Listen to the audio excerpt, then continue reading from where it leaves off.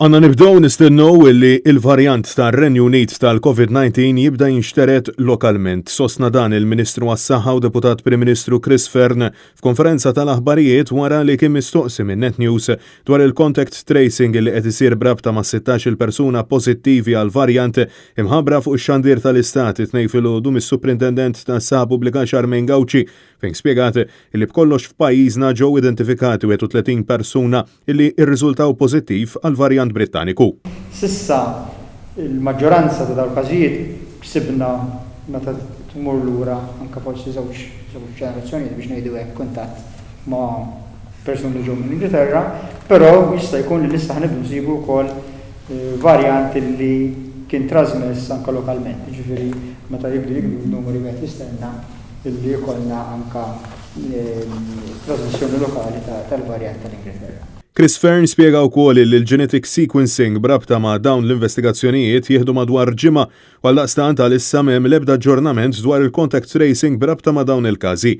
Il-Ministru spjega wkoll li hemm dubji brabta mal-kunsinna tal-vaċċin tal-AstraZeneca li waslet Malta l-ħadd filgħaxija saħaq li hemm inċertezza dwar il-monitoraġġ ta' f'liema temperatura tkun qed tinżamm il-kunsinna tat-tilqima għal-daqstant qatt irid jiġi stabbilit jekk din hux ser tkun qed titqassam minn din il-kunsinna jew le.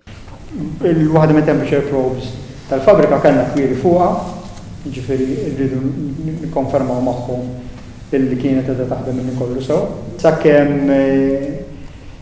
Sakemm jekk illi ma jistgħux ikkonfermaw illi t-cold chain anke min-naħa tagħhom ġiet rispettata, ikollna konsenja jirreplacew minn ġid. Chris Fearn sostna li l-vaċċin tal-AstraZeneca se jkun qed jingħata lil persuni li għandhom bejn 18 u 55 sena, inkluż il-frontliners. Madankollu mhux se jkun qed jingħata lil persuni vulnerabbli li jaqgħu f'din il-faxxa ta' età.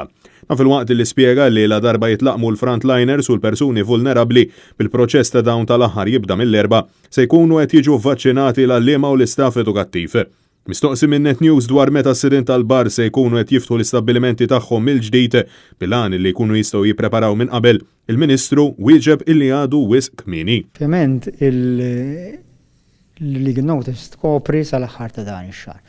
Illum għandna 19 xahar ġifieri għadu kmieni biex ngħidu se jiġri lejn l-aħħar ta' dan ix-xahar. Waħda mill-akbar fatturi li nħarsu lejha huwa kemm ikollna nies fl-ITU, ovvjament dik qed tirrifletti li jkun ġara ftit tal-ġimgħat qabel. Ġifieri għadu kmini biex ngħidlek se nagħmlu f'Marzu li ġej. Fearn insista li għadna l-bod biex nilħu l-herd immunity u attribwixxa żieda fil-każi ġodda li rajna fl-aħħar 4 ijiem għal fatt li għadna fl-istaġun tax-xitwa.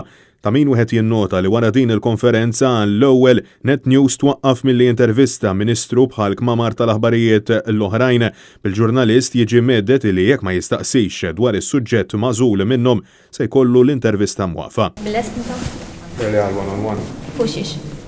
Fuq diabete tildu. Iwi għom problem. Ma fuq diabete, xinkella waqaflek intervista. Fuq COVID. Le, diabete. COVID kellek iċans biex tamel questions. Ma ħatti għasellu ċans.